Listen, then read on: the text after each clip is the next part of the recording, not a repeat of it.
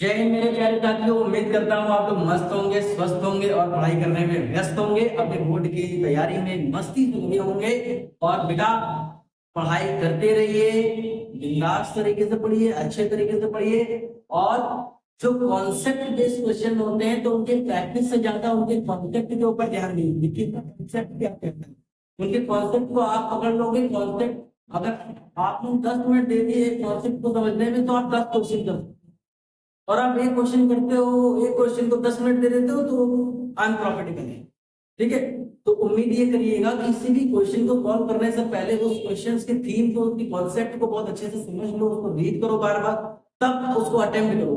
And I am sure कि आप जब अटेम्प्ट करोगे उसके बाद तो वो थोड़ा तो ग्रोथ देगा ही आपको, और कैलकुलेट करने के बाद आंसर भी आपका आ जाएगा। ठीक है, और साथ ही साथ ये भी समझ लीजिए कि कॉन्सेप्ट पहला स्टेप रहता है आपका क्वेश्चन की अंडरस्टैंडिंग, दूसरा आपका कॉन्सेप्ट क्लियर होना चाहिए, तीसरा आपकी कैलकुलेशन में मिस्टेक्स कम होनी चाहिए। तो कैलकुलेशन की मिस्टेक्स कम होने का सबसे एक ही रास्ता है, वो है प्रैक्टिस। जब आप रेगुलर प्रैक्टिस करोगे तब आप कैलकुलेट कर पाओगे बढ़िया सा, और अच्छे से आंसर आपका निकलेगा। गलतियां बच्चे कहाँ करते हैं कि पहले तो वो क्वेश्चंस को रीड कर लेते हैं, पढ़ लेते हैं, और क्वेश्चंस को पढ़ने के बाद अंडरस्टैंड तो हो जाता है, अटेम्प्ट करते हैं, माइनर मिस्टेक्स हो जाती है, कभी प्लस माइनस हो रहा है, कभी डिवीजन का दिक्कत हो रहा है। ठीक है, पॉइंट्स में कैलकुलेशन नहीं हो पा रही है, तो उन कैलकुलेशंस को बेटा दिमाग से अच्छे से और माइंड को बिल्कुल शांत रहकर करना पड़ेगा। ठीक है, तो स्टार्ट करते हैं। आज हमारा टॉपिक है ट्रायंगल, और ट्रायंगल के टॉपिक्स को हम स्टार्ट करेंगे। और ट्रायंगल में हमें बेसिकली क्लास 10th में ये पढ़ना होता है कि सिमिलैरिटी क्या है और सिमिलैरिटी की डेफिनेशन क्या है। क्लास 10th के बेस पर हम बता रहे हैं। ठीक है, क्लास 10 के 9th में आपने कॉन्ग्रुएंसी पढ़ा होगा। ठीक है, सर्वांगसमता, तो सर्वांगसम आपने पढ़ा जब कॉन्ग्रुएंसी पढ़ी, तो उसके बाद से नेक्स्ट टॉपिक हमारा क्लास 10 में आ जाता है वो सिमिलैरिटी यानी कि समरूपता। ठीक है, तो हम लोग पूरा बेसिक कॉन्सेप्ट, ट्रायंगल क्या होता है आपको पता है। The three sided closed figure is called triangle having three vertices and three sides. ठीक है, तो तीन भुजाओं से बंद आकृति को हम क्या कहते हैं बेटा। ठीक है, तो बेसिकली अगर हम बात करें सिमिलैरिटी टॉपिक की, सिमिलैरिटी की बात करें, सिमिलैरिटी, एक सिमरन नाम की लड़की अगर चाय लेकर आ रही हो तो कौन सा टॉपिक बनेगा, सिमिलैरिटी। सिमिलैरिटी, ठीक है। हाँ, तो सिमिलैरिटी पढ़ेंगे यानी समरूपता। समरूपता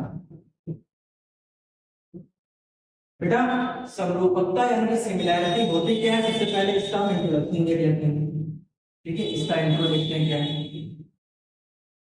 यानी परिचय। जैसे कि हम बात करें अगर आपसे कि एक स्क्वायर और एक रेक्टेंगल में क्या फर्क है, एक स्क्वायर और एक रेक्टेंगल में क्या फर्क है। देखिए दोनों ही क्वाड्रिलेटरल हैं, दोनों ही चतुर्भुज हैं। ठीक है, इसकी चारों साइडें बराबर होती है और इसकी आमने सामने की साइडें बराबर होती है ना, ये आपको पता है। एंगल सारे बराबर होते हैं। ठीक है, तो इसमें और इसमें डिफरेंस ये है कि इसकी आमने सामने की साइडें बराबर होती है और इसमें सारी साइडें बराबर होती है। तो भाई ये सिमिलर नहीं है, सिमिलर नहीं क्या बोलूंगा। सिमिलर का मतलब होता है एक जैसा, जिसका रूप समान हो, सम रूप, जिसका रूप समान हो। आप इंसान समान हो, यानी कि सब रूप। लेकिन हम लोग छोटे बड़े काले गोरे रंग रूप अलग हो सकते हैं, रूप एक होगा। इंसानी लोग है इंसानी, लेकिन कोई छोटा होगा, कोई बड़ा होगा, कोई लंबा होगा, कोई मोटा होगा, कोई पतला होगा, कोई काला होगा, जैसा भी होगा अलग अलग, लेकिन सेम रूप होगा। यानी कि ये दोनों अगर हम बात कर लें, अगर ये स्क्वायर है, ठीक है, और ये इसका बेटा भी स्क्वायर हो गया, बाप बेटे रूप सेम है, छोटा बड़ा हो गया, ये बड़ा ये छोटा, यानी कि बाप बेटे ही है, एक ही फैमिली के है, रूप बराबर है, तो ये सिमिलैरिटी सिमिलर हो गया भाई। तो अगर हम सिमिलैरिटी को बहुत ध्यान से समझें तो सेम रूप होना चाहिए, यानी कि सेम स्टेट होनी चाहिए। स्टेट कैसे होनी चाहिए बाबू, सेम होनी चाहिए, इक्वल होनी चाहिए। बात समझ में आ गई, चलो हाँ सर आगे दूसरे बच्चे जिस फिगर्स में दिस डायग्राम का आपस में शेप बराबर हो, ठीक है, और साइज में डिफर हो भी सकते हैं और नहीं भी। साइज की अगर हम बात करें तो मे बी इक्वल और नॉट, मे बी इक्वल और भाई हो भी सकते हैं और नहीं, यानी कि समान आकृति होगी। हिंदी में अगर बात करें तो समान आकृति होगी और आकार जो होगा वो हो भी सकता है और नहीं भी। समान भी हो सकता है वह असमान हो सकता है, ठीक है, समान या असमान होगी किसी भी आकार में, यानी कि छोटा बड़ा हो सकता है लेकिन आकृति बराबर होगी। आकृति किसी लड़की का नाम नहीं है, ध्यान से पढ़ लेना, ठीक है। आकृति मतलब होता है शेप, ठीक है। और जैसे ट्रायंगल की हम बात करें तो ये दो ट्रायंगल क्या सिमिलर है?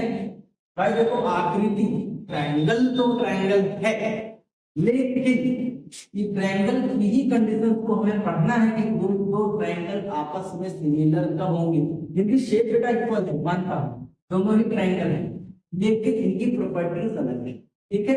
ये राइट एंगल ट्रायंगल है और ये इक्विलेटरल ट्रायंगल है, मैं मान लेता हूं, ठीक है। तो ये दोनों ट्रायंगल तो है लेकिन ये सिमिलर नहीं है, ये सिमिलर नहीं कहे जाएंगे, अभी इसी के ऊपर डिस्कस करना है।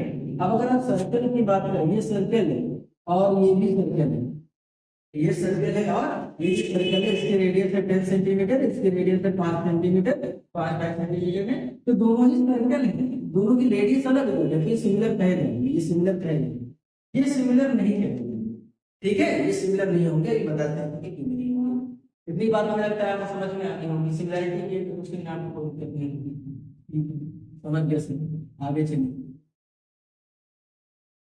हाँ भाई आगे भी चलेंगे, ठीक। अब अगर हम बात करें बेटा सिमिलरिटी ऑफ ट्रायंगल की, हमारा क्लास 10 में यही है, ठीक है, सिमिलरिटी ऑफ ट्रायंगल, ठीक है, या सिमिलरिटी की प्रैक्टिस, ठीक है। अब त्रिभुजों में समरूपता कैसे देखी जाती है, समरूपता कैसे देखी जाती है उसके ऊपर डिस्कस करें। मान लीजिए दो ट्रायंगल है ए बी एंड सी, और यहां पर भी दूसरा ट्रायंगल मैंने बना दिया डी ई एंड एफ, ठीक है। ये दो ट्रायंगल्स, दो त्रिभुज आपस में समरूप यानी कि सिमिलर तब कहे जाएंगे जब इनकी corresponding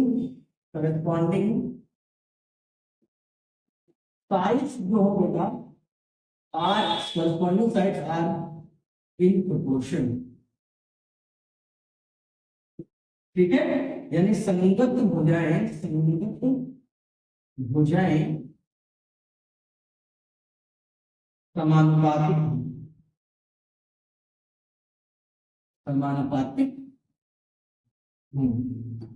अभी बताता हूँ कि क्या, ठीक है। फिर समानुपातिक यानी संगत भुजाएं, तो संगत का मतलब क्या होता है? सबसे पहले करस्पॉन्डिंग का मतलब समझते हैं बाबू। ऐसे इमेजिन करिए, ऐसे इमेजिन करिए ये रहा ट्रायंगल, ये मैंने खींचा, ठीक है, अब मैंने हाथ में पकड़ रखा, ऐसे करके खींच लिया और इस ट्रायंगल को उठाकर इसके ऊपर चिपका दिया, ठीक है।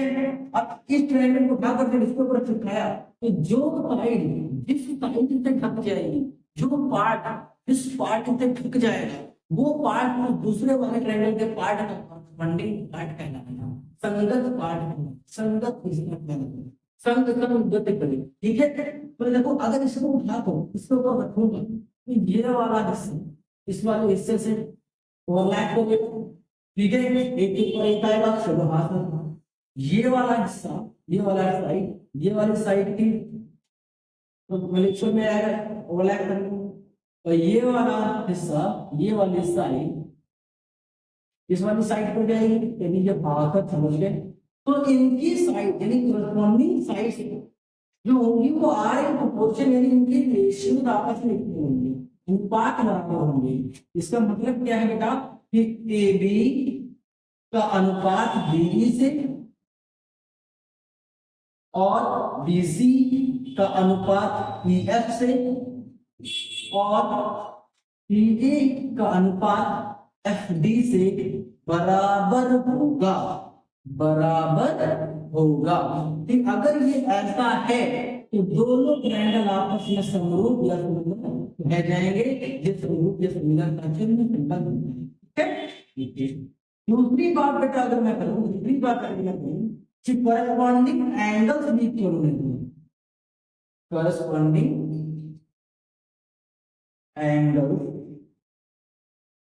और इक्वल, ठीक है, यानी संगत कोण बराबर होने चाहिए, संगत कोण बराबर हो। ठीक है, संगत कोण बराबर हो, इसका मतलब क्या है, इसका मतलब है इसे मैंने कहा ना जो पार्ट जिस पार्ट से ढक जाएगा उसको हम करस्पॉन्डिंग यानी कि संगत कहेंगे।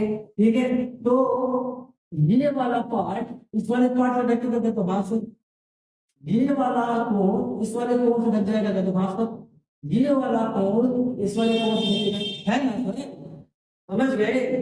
तो एंगल ए जो होगा वो एंगल डी के बराबर होगा, पक्का तक समझ गए। एंगल बी जो होगा वो एंगल बी के बराबर होगा, एंड एंगल सी जो होगा ये एंगल एफ के बराबर होगा।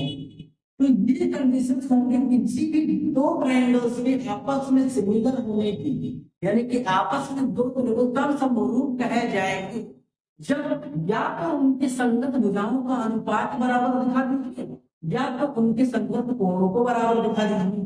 समझ में आ गई बात अच्छे से। इन दोनों को दिखाने की जरूरत नहीं है, दोनों में से कोई एक दिखा दीजिए, दोनों में से कोई एक दिखा दीजिए। ठीक है, या तो ये दिखा दो कि संगत भुजाएं का अनुपात बराबर है या तो ये दिखा दो कि संगत कोण आपस में बराबर है। समझ के ये बात क्लियर होगी। दो त्रिभुज बेटा तभी कहे जाते हैं कि ये समरूप है, सर्वांतम का चिन्ह है, और सर्वांतम और समरूप में यानी कि सिमिलैरिटी और कॉन्ग्रुएंसी में क्या डिफरेंस होता है ये बिल्कुल लीजिए बेटा। कॉन्ग्रुएंसी होगी, कॉन्ग्रुएंसी यानी सर्वांगसमता जो होगी, तो सर्वांगसमता दोनों त्रिभुजों का शेप और साइज, दोनों ट्रायंगल्स की किसी भी शेप का किसी फिगर का शेप और साइज यानी कि आकार और आकृति दोनों के बराबर होते हैं तो उसको हम सर्वांगसम कहते हैं। और अगर किसी में खाली आकृति बराबर है और साइज अलग अलग होता है तो उसको क्लियर है, क्लियर होगी।